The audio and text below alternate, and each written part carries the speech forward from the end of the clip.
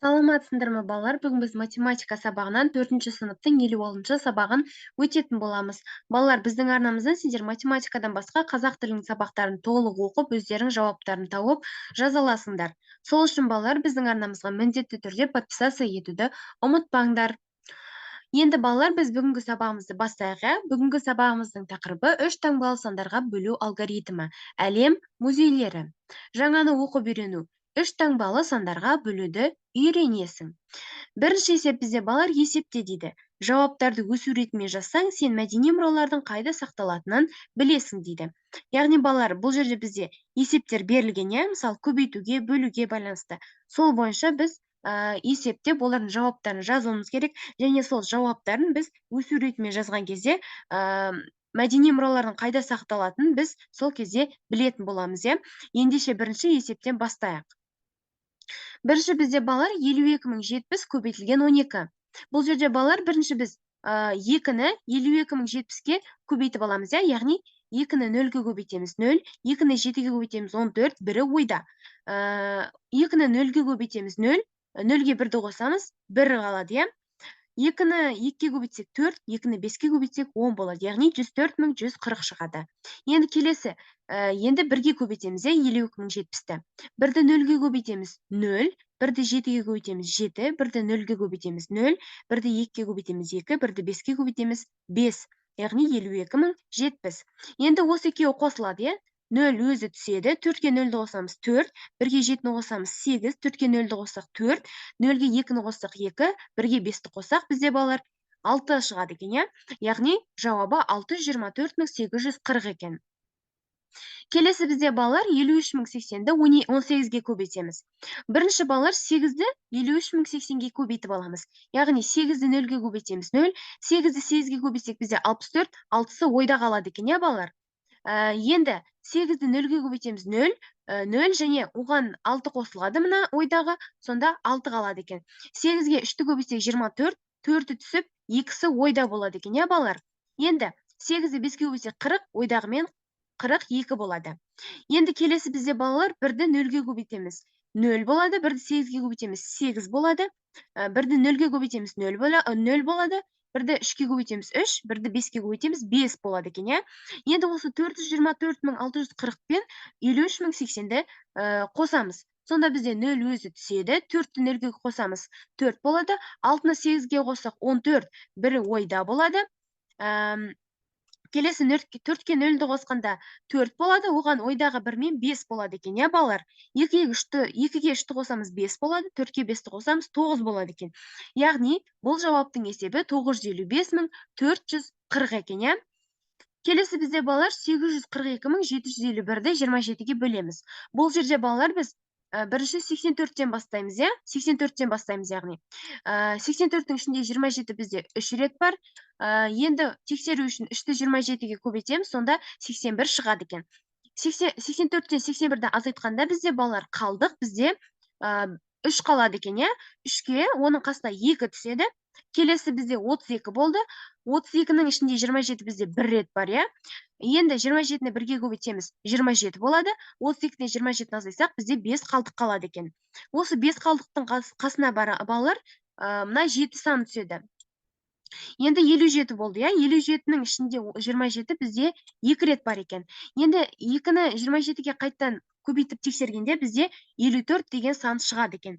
Енді 57-тен 54-ті азайтқанда бізде 3 қалдық қалады екен. 3 қалдықтың қасына бізде мына 5 саны түседі. Сонда 35 болды, иә? Енді 35-тің ішінде бізде балалар 27 1 рет бар екен, иә?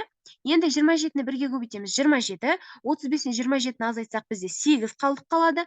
8-дің қасына мына тұрған 1 түседі екен. Сонда 81 болады. 81-дің ішінде 27 бізде 3 рет бар екен. Сонда бізде 3-ті 27-ге көбейтсек 81 шығады. 81-ден 81-ді азайтқанда бізде 0 шығады. Яғни 842.751-ді 27-ге бөлгенде бізде 31.213 деген сан шығады екен, иә? Келесі бізде 326-ны 23-ке көбейтеміз. Бірінші балалар 326-ны біз 3-ке көбейтіп аламыз, иә? 3-ті 16-ға көбейтеміз бізде 18, 8-і түсіп, 1-і ойда болады. 3-ті 2-ге көбейтеміз 6, ойдағы 1 мен 7 болады, иә?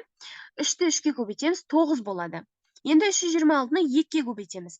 2-ні 6-ға көбейтеміз 12, бірі ойда, иә, балалар? 2-ні 2-ге көбейтеміз 4, ойдағы 1 мен 5 болады, иә? 2-ні 3-ге көбейтеміз, келесі 6 шығады.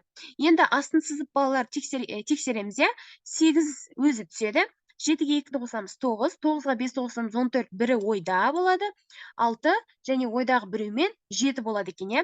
Яғни 326-ны 23-ге көбейткенде бізде 7498 деген сан шығады екен. Келесі бізде 4025-ті 23-ге бөлеміз. Бірінші балалар біз 40-тан аламыз, иә? Себебі 40-23-тің ішінде бір рет бар екен. Енді осы бірді түсіреміз бірінші, бірді 23-ге көбейтеміз, енді 23 шығады, иә? 40-тан 23-ті азайтқанда бізде 17 шығады екен. Яғни 17 қалдық қалды, иә? Енді 17 қалдықтың қасына бізде 2 саны түседі мұна, иә? Яғни себебі 17-нің ішінде 23 жоқ, иә? Енді 172 болды бізде. 172-нің ішінде бізде 23 7 рет бар екен. Осы 7-ні 23-ге көбейткенде бізде 161 шығады екен. Енді 172-ден 161-ді азайтқанда бізде 11 деген сан шығады екен. 11 қалдықтың қасына бізде 5 саны түседі, иә, қасындағы. Сонда бізде 115 болады екен. Енді 115-тің ішінде 23 бізде 5 рет бар екен. 5-ті 23-ге көбейтеміз 115. Енді 115-тен 115 азайтылғанда бізде 0 қалады. Яғни балалар бұл есепте 4025-ті 23-ге бөлгенде 175 шығады екен, иә, балалар? Енді балалар осы жауаптарды, яғни 624.840, 955.440, 31213, 7498, 175 сандарын біз өсу ретімен жазамыз. Сол кезде бізде музей деген сөз шығады екен, иә, балалар? Қарай қойыңдар. Бірінші 175 М, 7498 У, 31213 З, 624.840 Е, 955.440. Яғни балалар музей деген сөз шығып тұр, иә, балалар? Келесі бізде есіңде сақта дейді. Бөлу кезіндегі пайымдау алгоритмін толықтыр дейді. Бірінші толымсыз бөлінгіш, яғни мына жерде бізде 45.156 бөлінген 213 деп берілген екен, иә? Бірінші толымсыз бөлінгіш бізде 451 дейді. 451-ді 213-ке бөлемін дейді. Бөліндіге цифр таңдаймын, яғни ол үшін 400-дікті 200-дікке бөліп, 2-ні аламын дейді. Тексеремін. 213-ті 2-ге көбейтеміз, 426 дейді. Қалдықты табамын дейді. Ол бөлгіштен кіші, яғни қалдық бізде 25, ал бізде бөлгіш 213, иә? Яғни 5 цифрын түсіремін дейді. Екінші толымсыз бөлінгішті 213-ке бөлемін, дәл солай пайымдаймын. 200-дікті бөлемін, бірді аламын, тексеремін дейді. Яғни балалар бірді 213-ке көбейтеді, иә? Сонда 213 шығады. Қалдықты табамын дейді. Ол бөлгіштен бізде 42 деген қалдық қалады екен, иә? Енді 6 цифрын түсіремін. Үшінші толымсыз бөлінгіш бізде сонда 426-ны бөлемін дейді. 426-дан біз 400-діктен біз 200-дік алады екенбіз, иә? Яғни тексеремін дейді. Сонда бізде балалар 213-ті 2-ге көбейткенде 426 шығады. Тексеремін дейді. Қалдық 0-ге тең болады екен. Сонда бөліндінің мәні бізге 212-ге тең екен, иә, балалар? Келесі бізде екінші есеп, түсіндіре отырып есепте дейді. Бірінші балалар бұл жерде көріп тұрғандай 68.040-ты 216-ға бөл деп тұр, иә? Яғни балалар бұл жерде біз 680-нен аламыз, иә? Бірінші толымсыз бөлінгіш бізде 680 болады. Енді 600-діктің ішінде 200-дік бізде 3 рет бар, иә? Енді осы 3-ті 216-ға көбейтіп қайттан тексеремін. Сонда бізде 648 шығады. Қалдық сонда бізде 32 болады екен, иә? Енді 32-нің қасына мына 4 түсіреміз, сонда бізде екінші толымсыз бөлінгіш бізде 324 болады екен. Енді 300-діктің ішінде 200-дік бізде 1 рет бар, бірді түсіреміз, иә? Сонда бірді 216-ға көбейткенде 216 шығады. Енді 324-тен 216-ны азайтқанда бізде 108 қалдық қалады екен. Енді оның қасына мына 0 саны түседі. 0 сан түскенде бізде келесі үшінші толымсыз бөлінгіш бізде 1080 болады екен.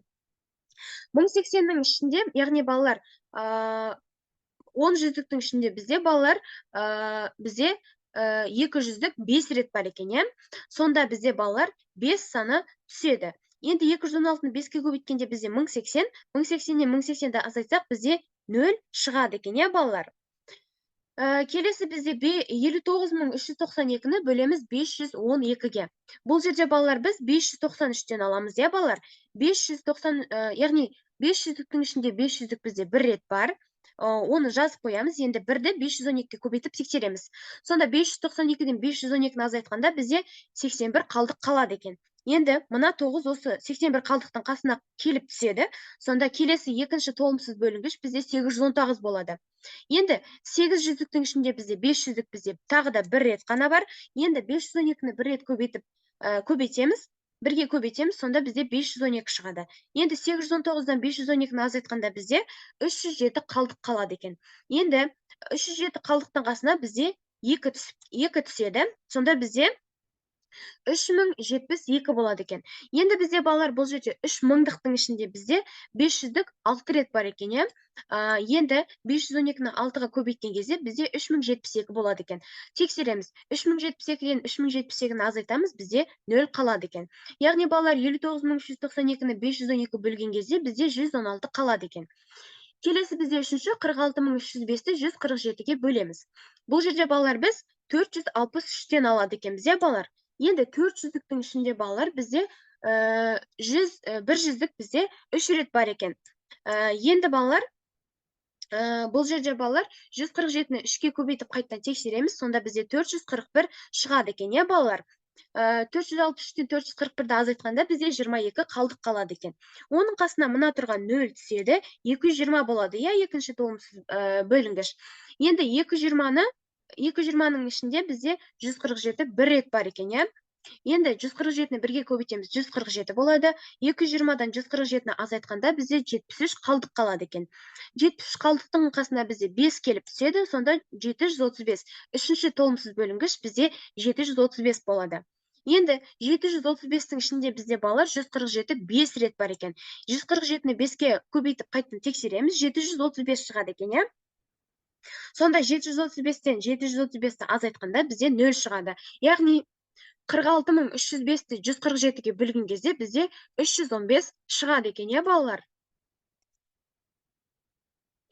Келесі бізде балалар үшінші есептеп дұрыстығын тексер, тура теңсіздіктер құр дейді.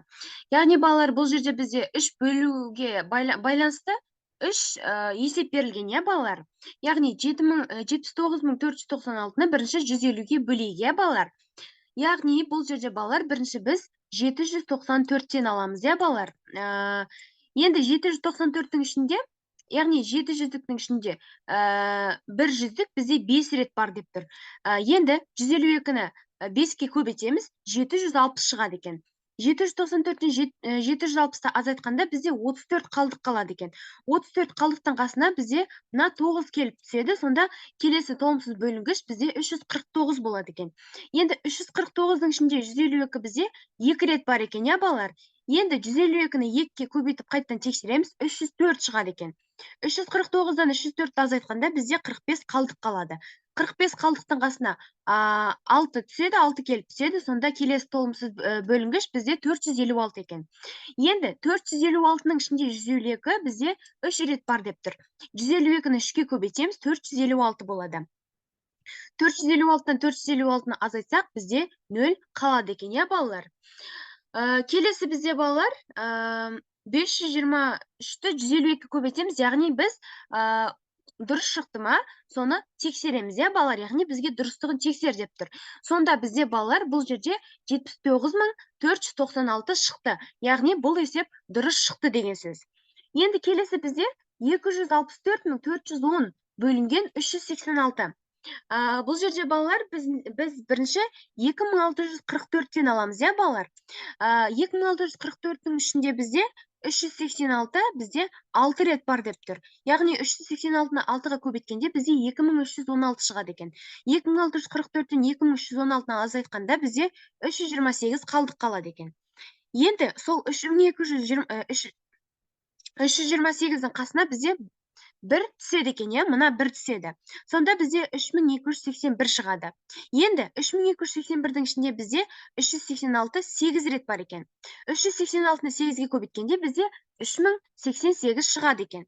Енді осы 3281-ден 3088-ді азайтқанда бізде 193 қалдық қалады екен.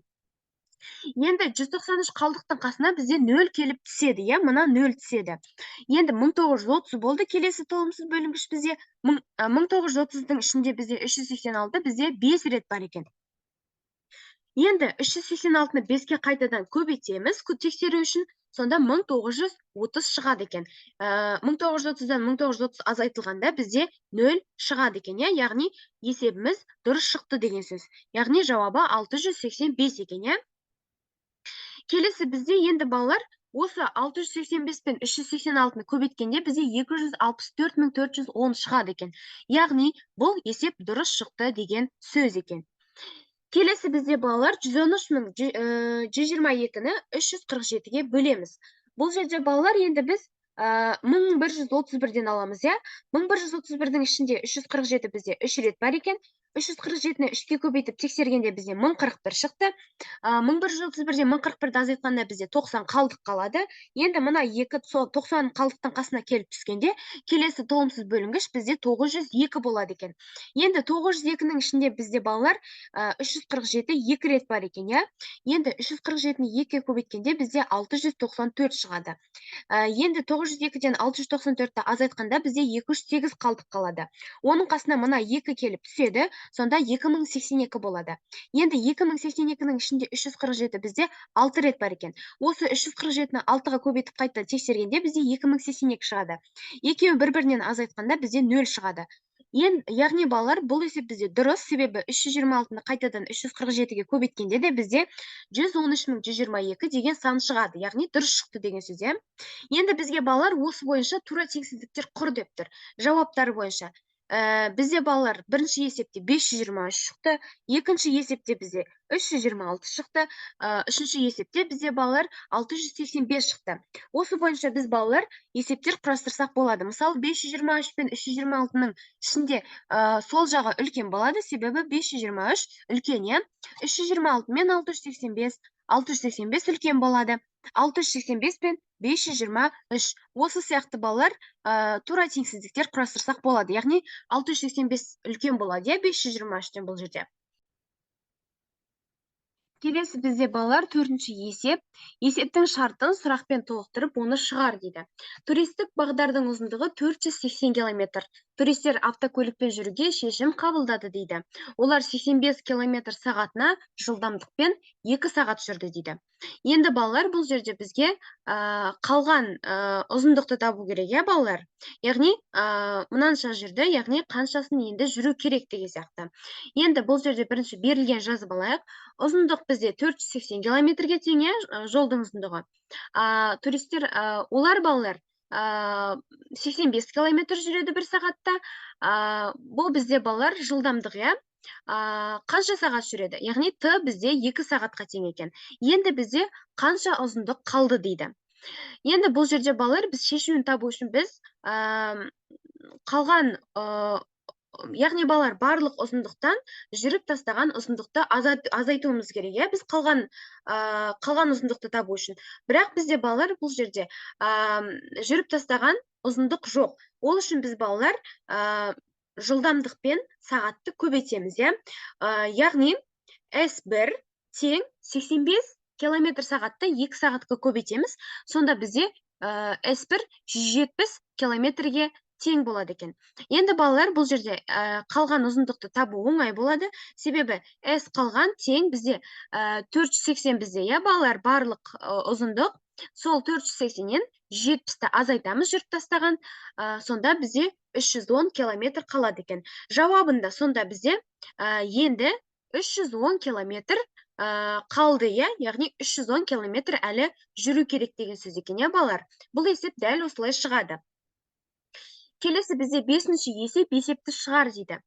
Музейге 550 теңгеден 48 балалар билеті сатып алынды. Есептесу үшін ішінде 50 мың теңгесі бар банк картасы ұсынылды. Содан соң әр балаға 500 теңгеден кәдесый сатып алу керек болды. Карточкада қалған ақша кәдесыйлар сатып алуға жете ме дейді. Яғни балалар, бұл жерде бізде бала саны 48, 48 бала 550 теңгеден, яғни 550 теңгеден билет алады. Картада бізде 50 мың теңге бар, кәдесый 500 теңгеден, яғни кәдесыйға жете ме деп тұр, иә, кәдесый қанша болады? Енді бұл жерде шешуінде балалар бізде барлық билеттердің құны 48 балаға қанша болатын тауып алуымыз керек, иә? Яғни 48-ге 550-ді көбейтеміз. Сонда бізде 26.400 теңге шығады екен. Енді балалар, картада қалған ақша бізде 50 мың, иә? Сол 50 мыңнан біз 26.400-ді алып тастаймыз. Сонда бізде 23.600 теңге қалады екен. Енді балалар, келесі бізде кәдесыйға қанша ақша кететінін бірінші есептеп алайық. Бізде 48 бала бар, кәдесыйға әр қайсына 500 теңгеден, иә? Енді 48-ді 500-ге көбейтеміз, сонда бізде 24 мың болады екен, иә, кәдесый. Енді балалар, бізге кәдесыйға қанша жетпеген табу үшін біз қалған, яғни кәдесыйға кететін ақшадан қалған ақшаны азайтамыз. Яғни балалар, 24 мың азайтылған 23.600 тең болады 400 екен, 400 теңге екен. Яғни балалар, жауабында карточкада қалған ақша кәдесыйлар сатып алуға 400 теңге жетпейді екен, иә балалар. Келесі бізде 6-шы есеп амалдар бойынша жаз және есепте дейді. Бірінші бізде 13.440 бөлінген 32 бөлінген 7 қосылған 7 көбейтілген 123. Бұл жерде балалар, біз бірінші 13.440-ті бөлеміз 32-ге, иә? Бұл жерде 420 шығады екен. Бөлеміз 7 деп жазамыз. Қосамыз, 7 көбейтілген 123 бізде 861 деп жазамыз. Енді балалар, 420-ны бөлеміз 7-ге, сонда бізде 60 шығады екен, иә? 60-қа енді қосамыз 861-ді, сонда бізде 921 шығады екен. Келесі бізде жақша ішінде жазылған 1638 бөлінген 39 қосылған 13284 бөлінген 36. Жақша жабылады, бөлінген 11. Енді балалар, тең жақшаның ішіндегі бізде бірінші орындалады, иә? Яғни 1638-ді бөлеміз 39-ға 42 болады. Қосамыз 13284-ті бөлеміз 36-ға 369 болады екен. Енді бұл жақшаның ішінде жазылады, бөлінген 1 өзі жазылады екен. Енді балалар, бірінші жақшаның ішіндегі 42 қосылған 369-ды қосып аламыз, 411 болады, оны бөлеміз 1-ге, 411 шығады екен, иә? Келесі бізде балалар, үшіншісі 509 көбейтілген 603, азайтылған 999.999 бөлінген 11 қосылған 3982. Енді балалар, бұл жерде біз бірінші 509-ды 603-ке көбейтіп аламыз, сонда бізде 3600.927 шығады екен. Азайтамыз, 999.999-ды бөлеміз 11-ге, 90.909 шығады екен. Оған қосамыз 3982-ні. Енді балалар, бұл жерде 306.927-ден 90.909-ды азайтқанда 216.018 шығады. Оған қосамыз 3982-ні. Сонда бізде балалар, жауабы 220 мың шығады екен, иә балалар? Келесі бізде балалар, төртінші 90.050 азайтылған 219 көбейтілген 380 қосылған 190 жақшаның ішінде бөлінген 90 болады. Енді балалар, қарай қойыңдар. Бірінші бұл жерде балалар жақшаның ішіндегі көбейту орындалады, иә? Яғни жақша ашылған, 90.050 азайтылған, 219 мен 380-ді көбейткенде бізде 83.220 шығады екен. Оған қосамыз 190-ды бөлінген 90. Тең, балалар, бұл жерде 90.050-ден 83.220-ны азайтқанда 6830 шығады, қосамыз 190 бөлінген 90. Енді балалар, тең дейміз, 6830-ға 190-ды қосқанда бізде 7020 шығады екен, иә? 7020-ны бөлеміз 90-ға тең 78 шығады екен, иә? Келесі бізде балалар, жақша ішінде 302.281 азайтылған 12649 бөлінген 48 қосылған 3966. Енді балалар, бұл жерде бізде анық жақшаның ішіндегі нәрсе орындалады, иә? Яғни 302.281-ден 12649-ды азайтқанда бізде 89.632 шығады. Оны бөлеміз 48-ге, қосамыз 396-ға. 289.632-ні 48-ге бөлгенде 6034 шығады. Оған қосамыз 3966-ны тең болады бізде 10.000 екен, балалар. Келесі бізде балалар соңғы жақша ішінде 21.000 азайтылған 308 көбейтілген 29 жақшаның ішінде жазылады. Бөлінген 4 қосылған 14.147 бөлінген 47. Енді тең балалар бізде бірінші жақшаның ішіндегі көбейту орындалады. Яғни жақша ашылады 21.000 азайтылған 308-ді 29-ға көбейтсек бізде 8.932 болады екен. Жақшаны жабамыз, бөлу 4 қосылған 301. Енді балалар 21.000-нан 8.932-ні азайтамыз, 12.068 қалады. Бөлеміз 4-ке, қосамыз 301-ге. Енді балалар бұл жерде бірінші 12.068-ді 4-ке бөлгенде 3017 болады екен, балалар. Оған қосамыз 301-ді, сонда бізде 3318 шығады екен, балалар. Келесі бізде 7-ші есеп өрнек бойынша есеп құрастыр дейді. Яғни 98.000 азайтылған 308 көбейтілген 41 дейді. Енді балалар бұл жерде біз мысалы мынандай есеп шығарсақ болады.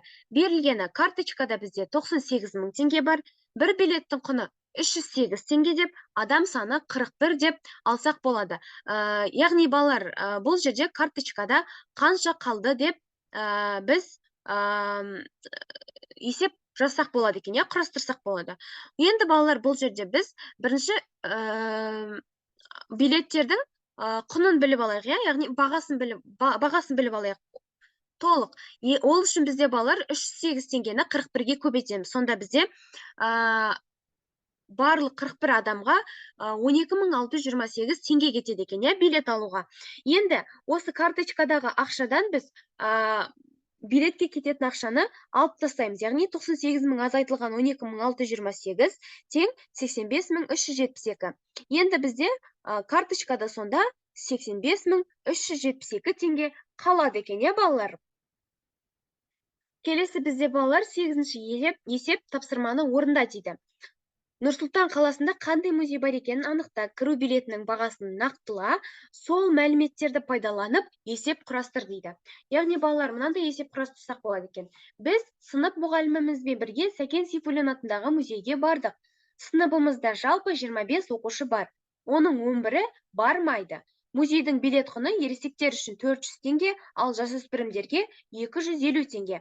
Билетке барлығы қанша ақша жаратылды. Енді балалар бұл жерде біз берілген жазып алайық. Бізде барлығы 25 оқушы бар, бармайды 11 оқушы, ересектерге баға билет құны 400 теңге, жасөспірімдерге билет құны 250 теңге. Қанша ақша жаратылды? Енді шешуінде балалар бізде бірінші барған балалардың санын тауып алуымыз керек. Бірінші билеттердің құнын есептемес бұрын. Ол үшін 25-тен азайтамыз 11-ді тең 14 болады екен. Яғни барған оқушының саны 14 екен. Енді жасөспірімдер бізде жасөспірімдерге 250 теңгеден билет. Енді сол 250 теңгені барған балалар, яғни 14-ке көбейтеміз. Сонда бізде 3500 теңге шығады. Яғни жасөспірімдерге билет бізде 3500 теңге кетті. Енді бізде ересектерге 400 теңге, яғни қасында мұғалімдер бар. Яғни 400-ді бірге көбейтеміз. Яғни бір адам ересектерден 400 теңге болады екен.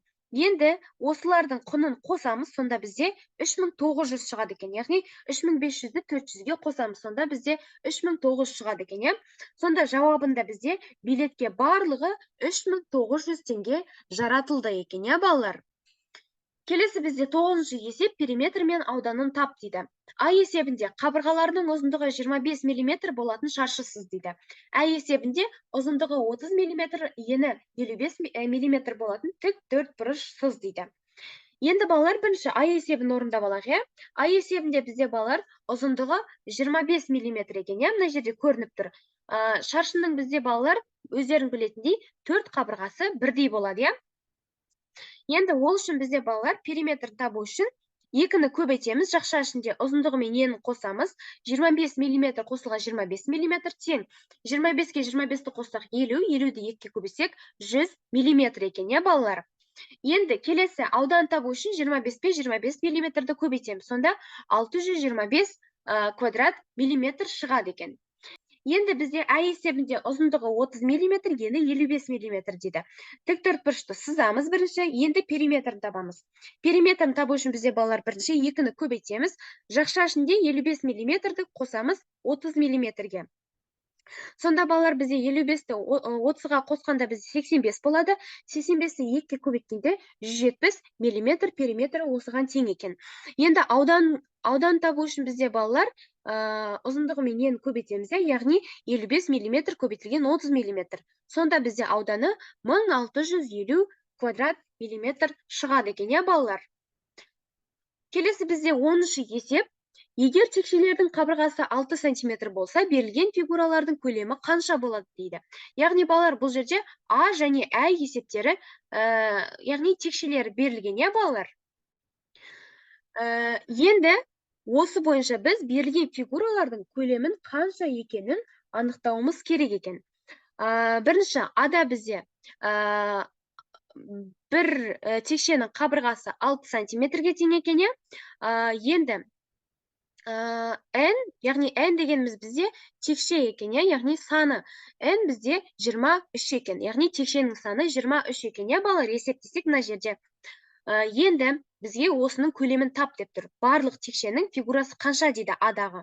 Енді бұл жерде балалар, бірінші біз В1-ді тауып алуымыз керек, яғни бір текше қаншаға тең екен тауып алуымыз керек. Ол үшін біз барлық нелерді көбейтеді екенбіз. Яғни бізде мына жер бізде 6 см-ге тең, мынау 6 см-ге тең, және балалар ұзындығы, ені, биіктігі барлығы 6 см-ге тең екен. Сонда бізде балалар 6 көбейтілген 6 болады. Сонда бізде балалар бір текшенің көлемі 216 куб сантиметрге тең екен. Енді балалар, бұл жерде бізде 23 текше бар. Енді осы бір текшенің көлемін 23-ке көбейтеміз. Яғни 216 куб сантиметрді көбейтеміз 23-ке. Сонда бізде барлық текшелердің көлемі қосқанда 4968 куб сантиметр шығады екен, балалар. Келесі бізде балалар А есебінде А тең 6 сантиметр бұл жерде де, ал текшелердің саны бізде 12 екен. Көлемін табайық енді. Бірінші В1-ді табамыз, бір текшенің көлемі 216 куб сантиметр барлығында да. Енді 12 текше бар, сол 216 куб сантиметрді 12 көбейтеміз, сонда 2592 куб сантиметр болады екен, балалар. Бұл есеп дәл осылай шығады екен. Енді балалар бізге есептеп дұрыстығын тексер дейді. 10-шы есепте үй тапсырмасы екен.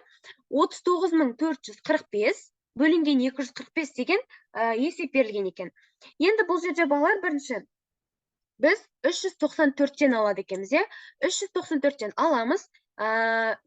Бұның ішінде балалар бізде 245 бір рет бар екен. Енді 245-ті бірге көбейтеміз, 245, 394-тен 245-ті азайтсақ, 149 қалдық қалады. Оның қасына бізде 4 түседі. Толымсыз келесі бөлгіш бізде 1494 екен. Енді 1494-тің ішінде 245 бізде 6 рет бар екен. 6-ны 245-ке көбейтеміз, 1470, қалдық бізде 24 қалады екен. Енді 24-тің қасына мұна 5 келіп түседі екен. Енді 245 болды. 245-тің ішінде бізде 245 бір рет бар, өздерің көріп тұрғандарындай. Енді 245-ті көбейтеміз бірге, сонда 245 болады. Енді азайтамыз бір-біріне 0 шығады. Сонда 39445-тен 245-ті бөлген кезде 161 шығады екен. Келесі бізде 372.384-ті бөлеміз 432-ке. Бұл жерде балалар біз 3723-тен алады екенбіз. 3723-тің ішінде 432 бізде 8 рет бар. 432-ні 8-ге көбейтсек 3456 болады. Енді 3723-тен 3456-ны азайтсақ, бізде 267 қалдық қалады екен. Енді 267-нің қасына мұна 8 келіп түседі, балалар. Сонда келесі толымсыз бөлгіш бізде 2678 екен. 2678-дің ішінде бізде 432 6 рет бар екен, балалар. Енді 432-ні 6-ға көбейтіп тексереміз, 2592 болады. 2678-ден 2592-ні азайтамыз, сонда 86 қалдық қалады екен. 86-ның қасына яғни қалдықтың қасына бізде мына 4 келіп түседі. Сонда келесі толымсыз бөлгіш бізде 864 болады екен. 864-тің ішінде 432 бізде 2 рет бар, иә? 432-ні 2 көбейтеміз, 864, бір-бірінен азайтамыз, 0 екен. Сонда 384-ті 432-ке бөлгенде бізде 862 шығады екен, иә, балалар? Келесі бізде 116736-ны бөлеміз 256-ға. Бұл жерде де балалар біз 1167-ден аламыз. 1167-нің ішінде балалар бізде 256 4 рет бар екен. Енді 256-ны 4-ке көбейтіп тексерсек, 1024 шығады, иә? 1167-тен 1024-ті азайтсақ, бізде 143 қалдық қалады екен. Енді балалар, сол қалдықтың қасына бізде мына 3 келіп түседі, иә, балалар? Сонда бізде келесі толымсыз бөлгіш бізде 1433 болады екен. 1433-тің ішінде бізде 256 5 рет бар. 256-ны 5-ке көбейтсек, бізде 1280 шығады екен. Енді 1433-тен 1280-ті азайтсақ, бізде 153 шығады екен. Енді осы 153 қалдықтың ішінен бізде қалдыққа біз 6-ны түсіреміз қасына, сонда келесі толымсыз бөлгіш бізде 1536 болады екен.